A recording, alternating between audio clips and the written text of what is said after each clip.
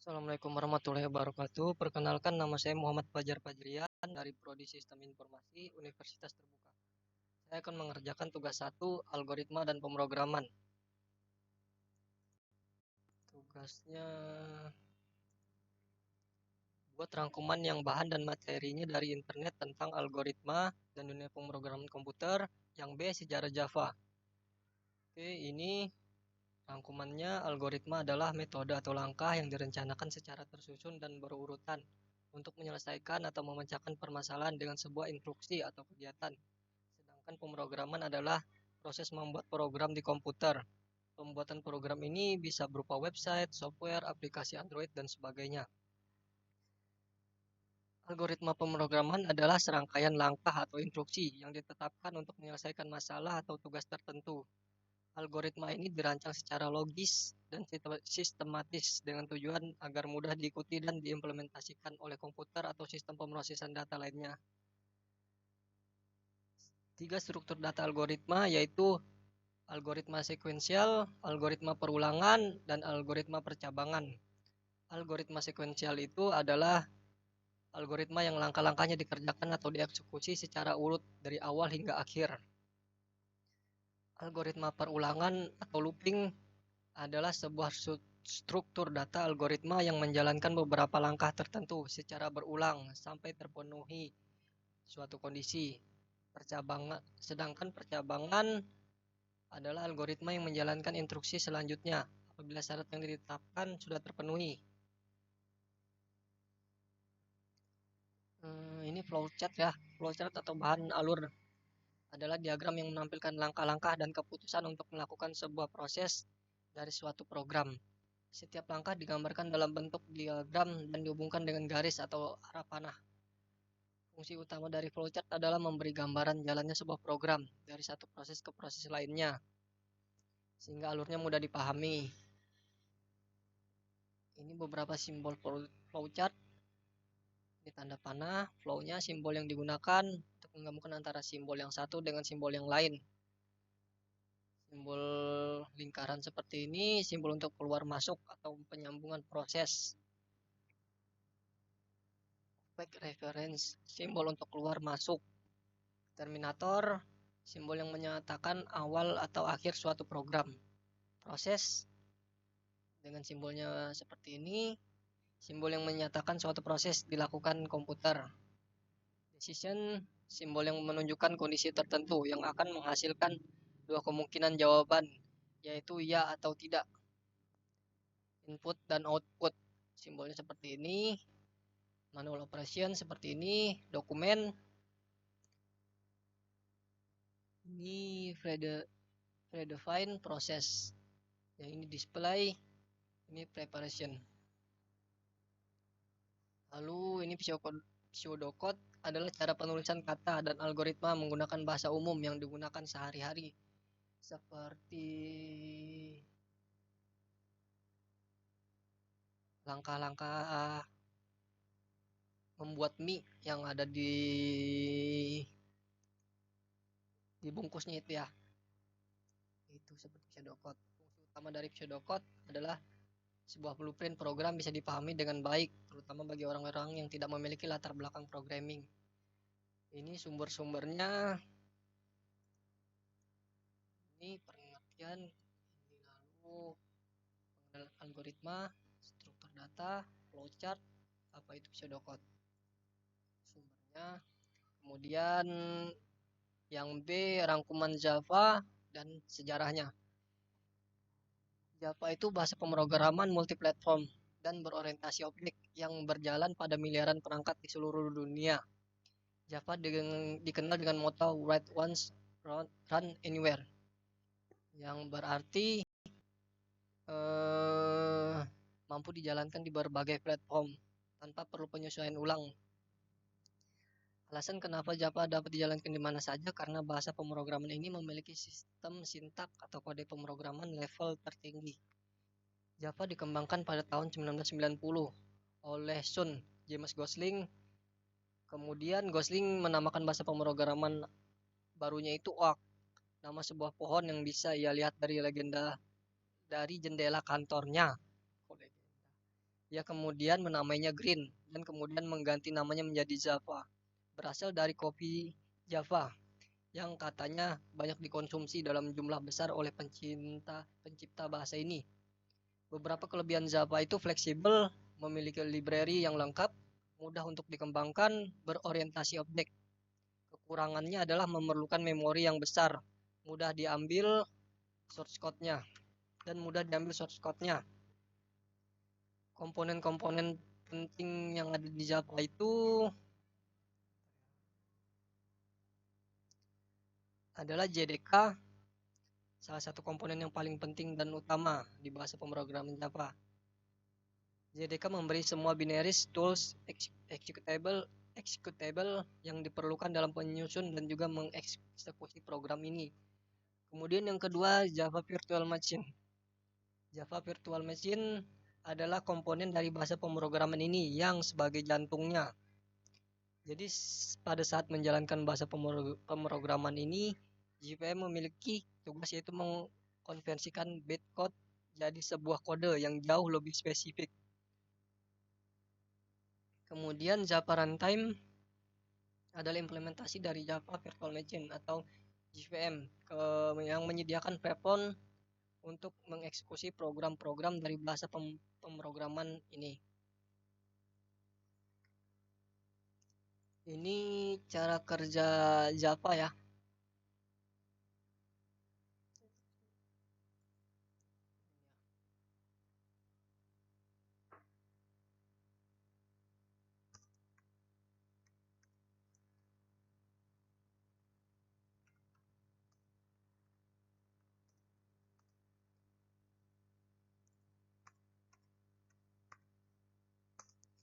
Cara kerja Java itu pertama kode program ditulis dan disimpan dalam file. Kemudian kode diproses dan diimplement dan menghasilkan kode objek yang biasa disebut bytecode. Hasil proses ini menghasilkan file yang berisi perintah yang hanya dipahami oleh program Java. Bytecode akan menerjemahkan baris kode yang dilakukan saat program dijalankan.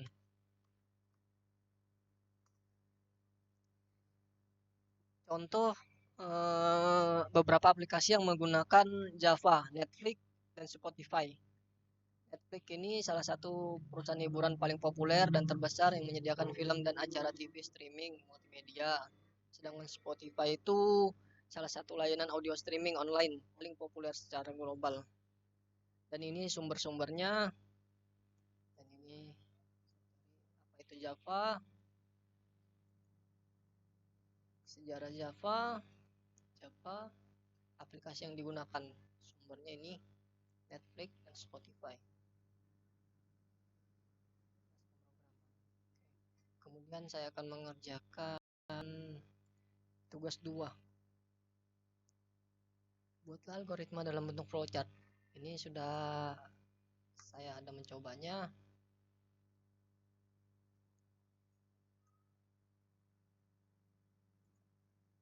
Buatlah algoritma dalam bentuk flowchart dan pseudocode kasus berikut. Pada sebuah perusahaan dengan 3 golongan karyawan. Golongan A memiliki gaji 5 juta, golongan B memiliki gaji 6.500.000, C 9.500.000. Jika karyawan tersebut lembur, maka mereka dibayar per jam dengan ketentuannya sebagai berikut. Jika karyawan lembur 1 jam, maka gaji 30% dari gaji pokok. Jika 2 jam, 32% dari gaji pokok. Jika 3 jam, 34% dari gaji pokok.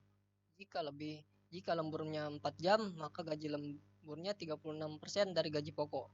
Jika karyawannya lembur lebih dari 5 jam, maka gaji lemburnya 38% dari gaji pokok.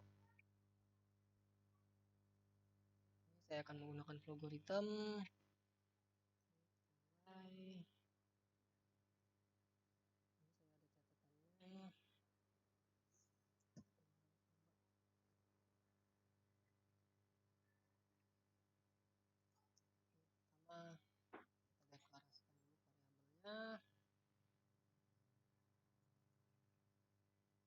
Kejar kapok.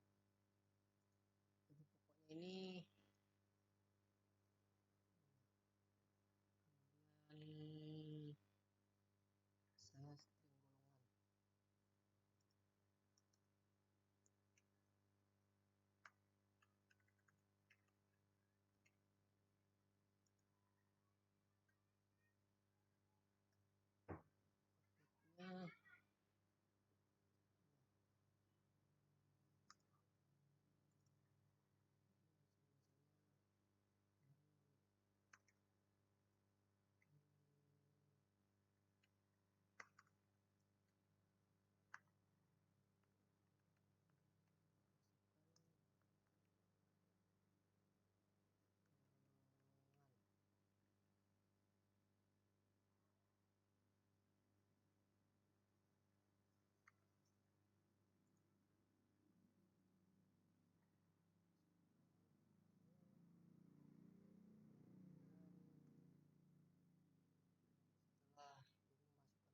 golongan, kita input.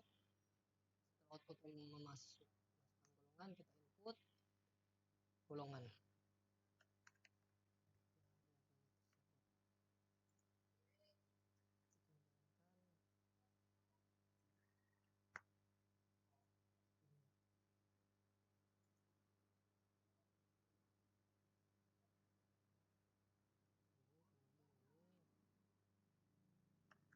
Jika golongan sama dengan A,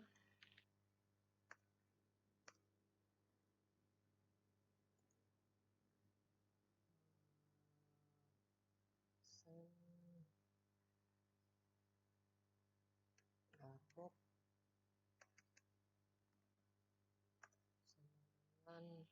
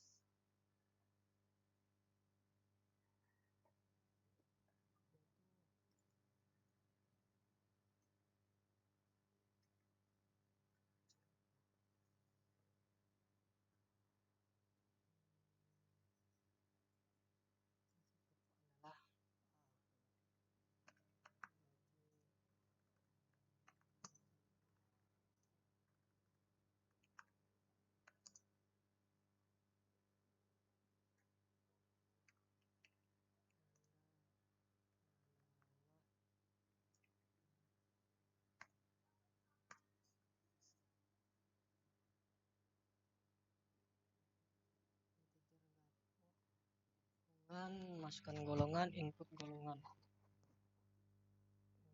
Mic-nya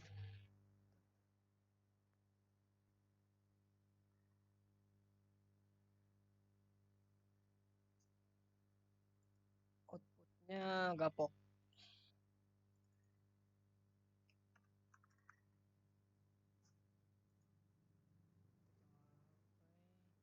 Masukkan golongan, jika golongannya A, oh kok nggak bisa ya.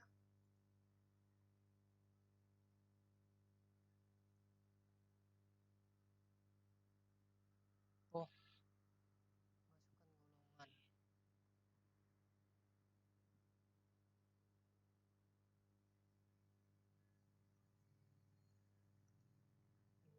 Ini outputnya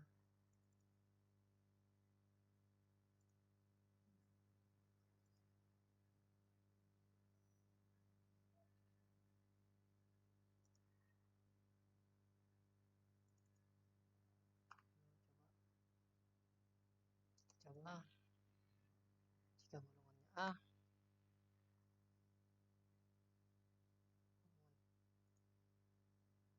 oh ini misalnya string ini. Oke, golongan A, gaji pokok Anda adalah 5 juta. Oke, dan di sini saya hapus. Jika golongan B 6.500.000.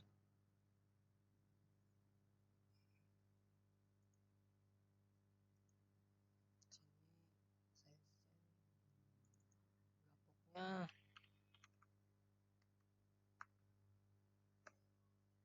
6,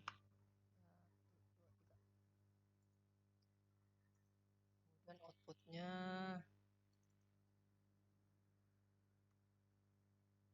ini.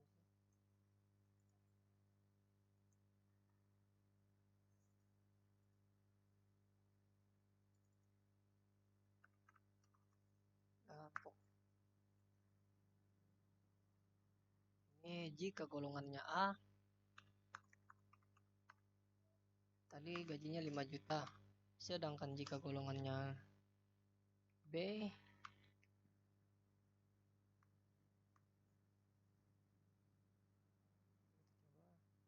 masukkan golongan A 5 juta. Jika golongannya B. Oke, 6.500.000. Kemudian jika golongan C gajinya 9.500.000. Berarti di sini lagi ya. Ini golongan sama dengan C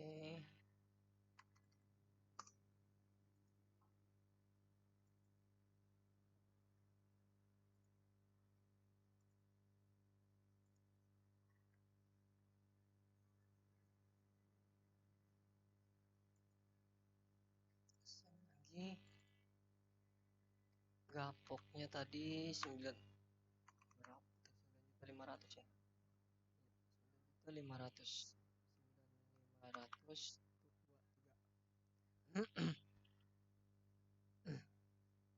Kemudian ini saya copy. Ini saya copy.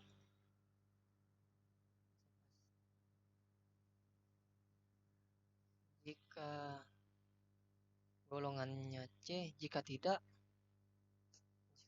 itu berarti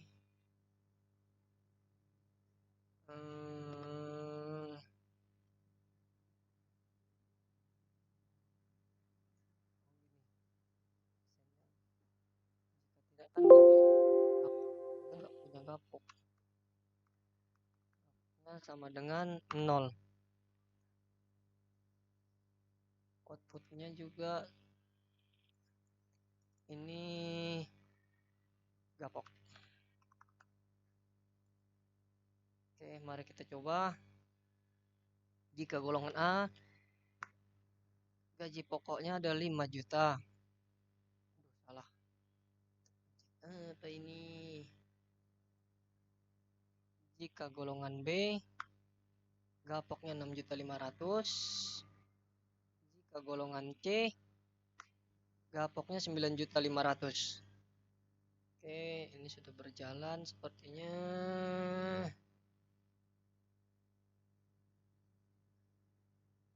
Kemudian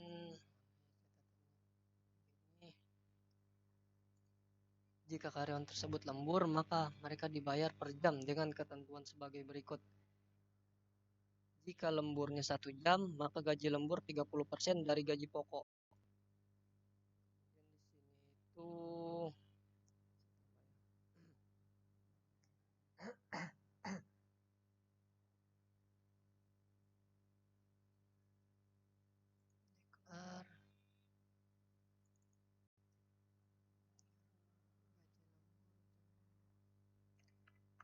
gaji lembur jam lembur itu integer. Kemudian ini dideklarasikan dulu ya, variabel gaji lembur dan jam lemburnya.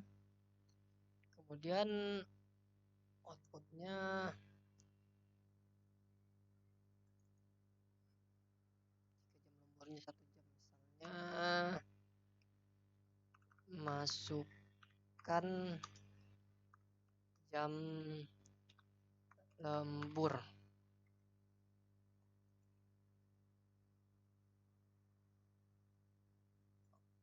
Outputnya jam lembur ya, jam lembur yang diinput, variabelnya jam lembur.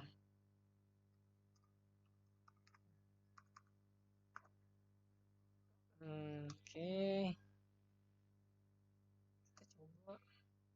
Jika A gaji pokok Anda adalah 5 juta, masukkan jam lemburnya 1 jam. 0. Oh ya, kita belum bikin if-nya ya. If-nya isinya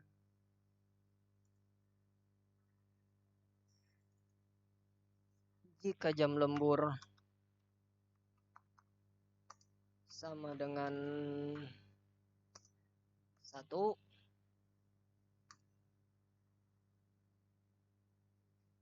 maka jam lemburnya variabelnya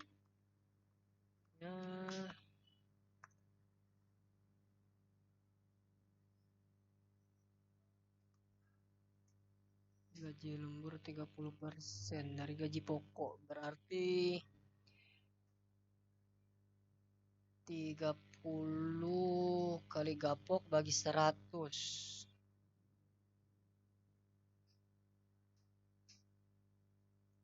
Ini berarti 0,3 kali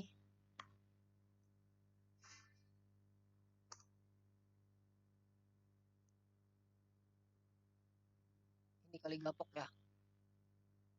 Kali gapok, outputnya jam lembur.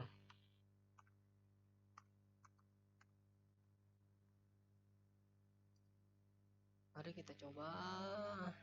Oke, jika golongannya A, gaji pokoknya adalah 5 juta dan lemburnya 1.500.000 jika 1 jam. Kita coba yang C. Masukkan golongan. Jika dia golongan C dengan gaji 9.500.000 dan jika dia lembur selama 1 jam, maka total lemburannya adalah 2.850.000. Kemudian kita membuat kondisi lagi di sini. If jam jam lemburnya jika 2 jam,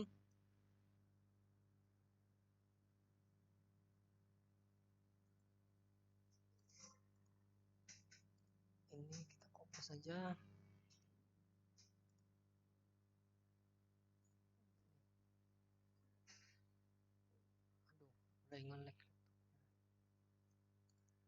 Jika karyawan lembur 2 jam, maka gaji lemburnya 32%. 32% itu di sini berarti kita ganti 0,32. 32 per 100 kali gapok jam lemburnya. Oke, sekalian bikin ini lagi. Jika lemburnya 3 jam, jam lembur 3 jam,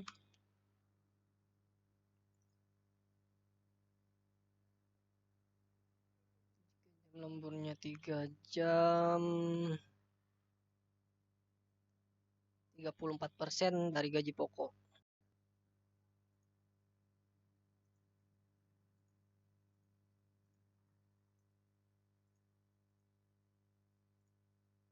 Ganti ya, 34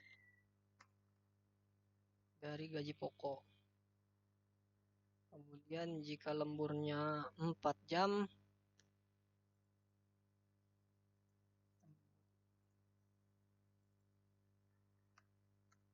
jam lembur sama dengan 4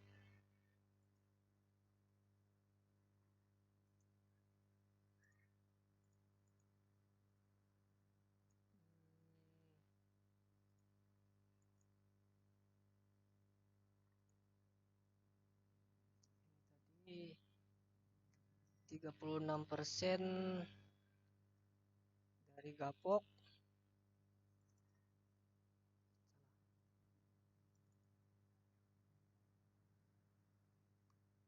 36% dari gapok.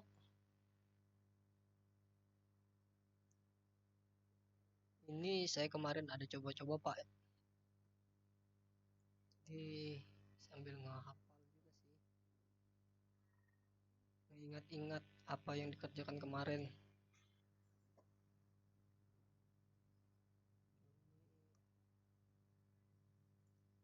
Jika jam lemburnya lebih dari 5 jam,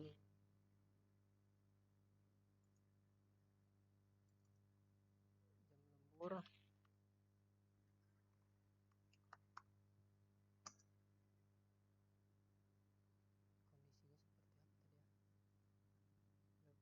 Kondisinya seperti apa tadi ya?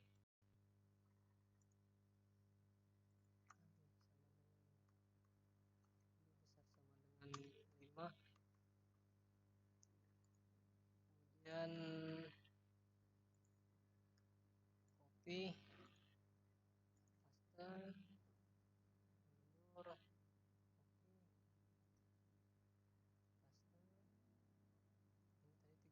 pasta ini tadi 38%, 38/100.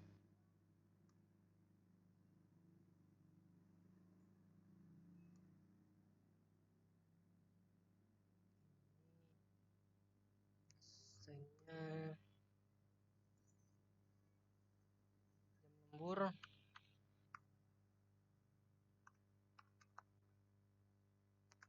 sama dengan 0.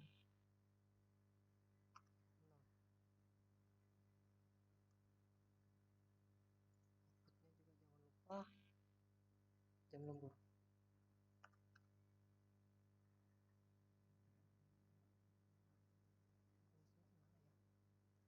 Jam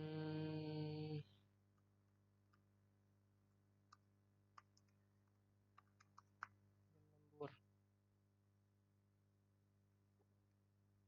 Oke, kita coba masukkan golongan.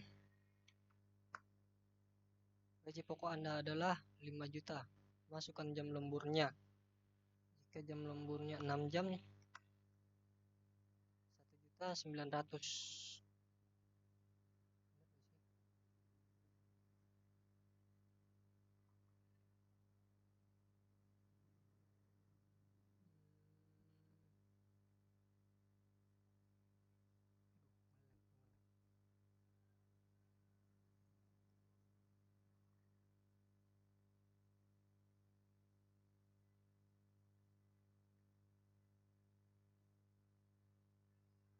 Oke, berarti ini jika 5 jam, jika 7 jam masukkan golongan A.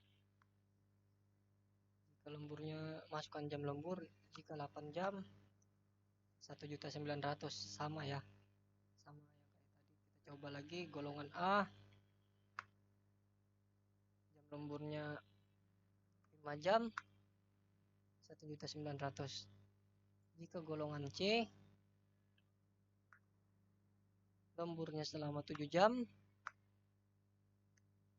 jadi total gajinya 3.610.000. Jika dia golongan X, gajinya 0. Jika jam lemburnya 5, gajinya tetap 0 karena dia tidak punya gaji pokok. Oke, ini berhasil berjalan. Kemudian input jumlah penghasilan gaji golongan, jumlah penghasilan gaji golongan plus gaji lembur.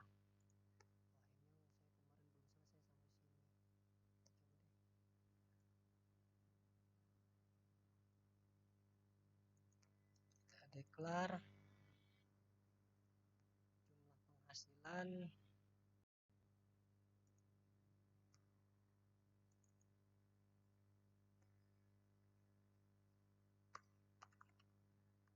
jumlah penghasilan jumlah penghasilan. Oke. Kemudian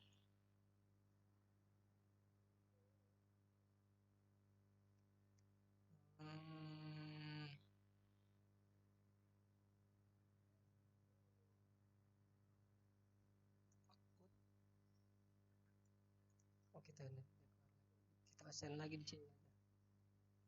Di sini jumlah penghasilan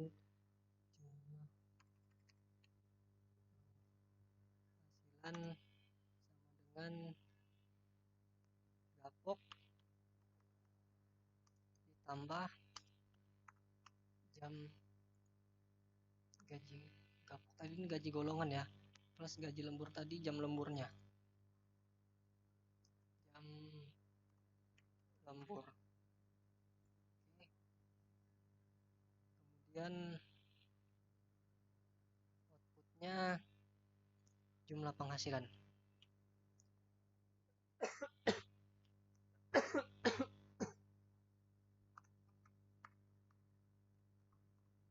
Penghasilan.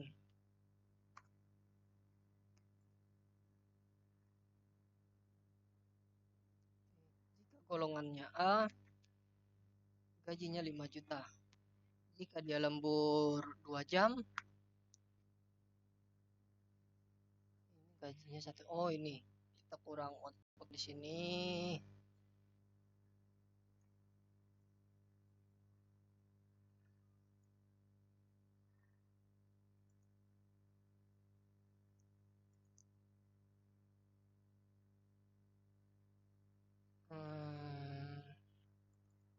Ya.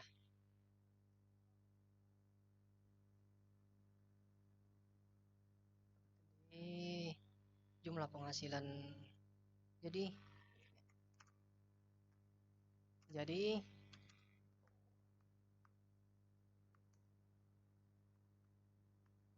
jumlah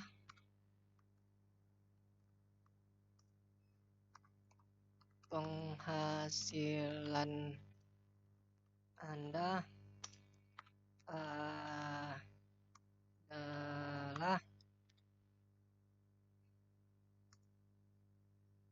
oke, kita coba kembali. Masukkan golongan. Jika dia golongannya B, gaji pokoknya 6.500.000, dan jika dia lembur selama 3 jam, gaji lemburnya 22.210.000. Jadi jumlah penghasilannya adalah 8.710.000. Outputnya biar bahasanya bagus bagaimana ya.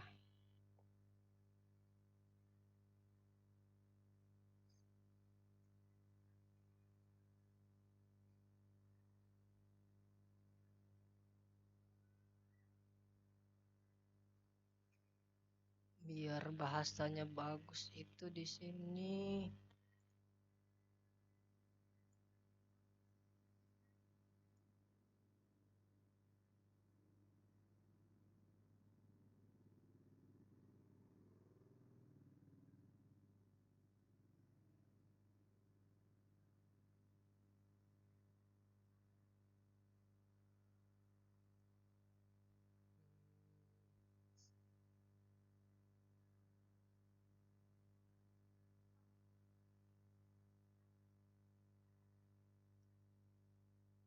Saya belum nemu sih biar bahasa bagusnya seperti apa. Oke, kita coba aja lagi dulu deh. Jika golongannya C, kapoknya 9.500.000. Masukkan jam lemburnya. Jika jam lemburnya selama 9 jam, 3.610.000. Jadi jumlah penghasilan Anda adalah 13.110.000. Oke. Kita coba lagi. Jika golongannya K, gajinya 0. Dan jika dia lembur 24 jam, gajinya tetap 0 dan jumlah penghasilannya tetap 0 karena dia tidak memiliki gapok.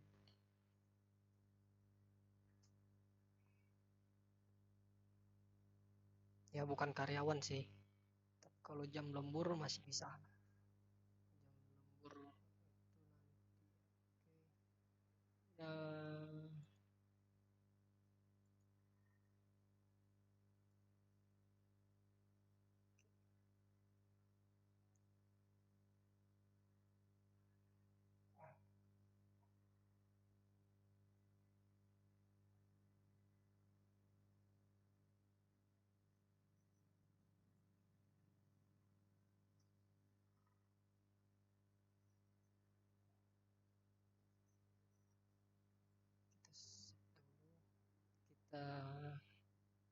Dan tugasnya tadi input pada flowchart dan pseudocode.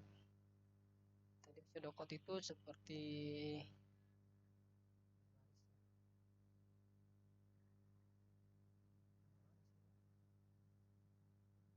nah ini auto pseudocode. Pseudocode-nya kita menggunakan bahasa Java. Seperti ini pseudocode-nya dari bahasa Java, public static, kejar gapok, string, golongan. Ini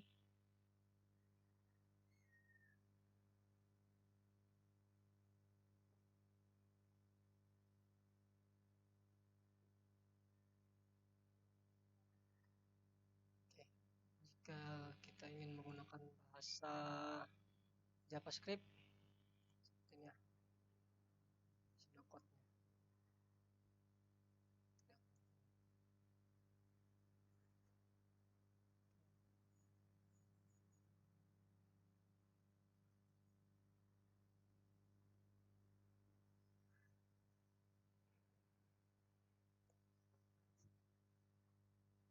Baiklah, demikian tugas satu saya dari algoritma dan pemrograman. Kurang dan lebihnya saya mohon maaf. Saya Muhammad Fajar Fajrian. Wassalamualaikum warahmatullahi wabarakatuh.